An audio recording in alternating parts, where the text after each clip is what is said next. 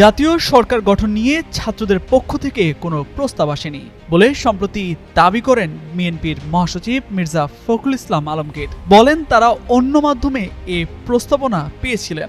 এরপরই জাতীয় সরকার ইস্যুতে নিজেদের অবস্থান স্পষ্ট করেন জুলাই অভ্যুত্থানের সময় সম্মুখ সারিতে থাকা জাতীয় নাগরিক পার্টির আহ্বায়ক নাহিদ ইসলাম। জানান বিএনপির মহাসচিবের দাবি সঠিক নয়। বৃহস্পতিবার নিজের ভেরিফাইড ফেসবুক পেজে দেয়া এক পোস্টে এনসিপির আহ্বায়ক দাবি করেন, গত বছরের 5ই আগস্ট রাতের প্রেস ব্রিফিংয়ে তারা অন্তর্বর্তীকালীন জাতীয় সরকার গঠনের ইচ্ছার কথা জানান। সেই প্রেস ব্রিফিংয়ের পর বিএনপির ভারপ্রাপ্ত চেয়ারম্যান তারেক রহমানের সাথেও ভার্চুয়ালি বৈঠক করেন তারা। সেখানে বৈষম্য বিরোধী ছাত্র আন্দোলনের পক্ষ থেকে জাতীয় সরকার ও নতুন সংবিধানের প্রস্তাব দেওয়া হয়েছিল।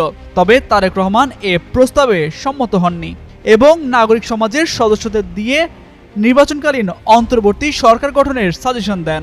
পরে প্রধান উপদেষ্টা হিসেবে ডক্টর মোহাম্মদ ইউনূসের কথা তুলে ধরেন তারা।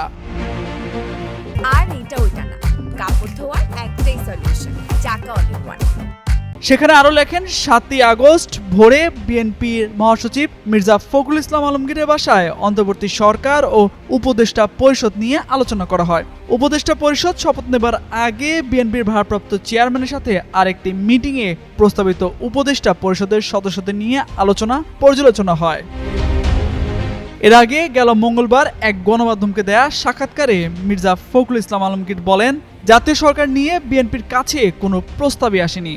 এছাড়াও অন্য মহল থেকে এই প্রস্তাব আসলেও ছাত্রদের কাছ থেকে আসেনি। তামজিদ মির্জা, যুগান্তর নিউজ।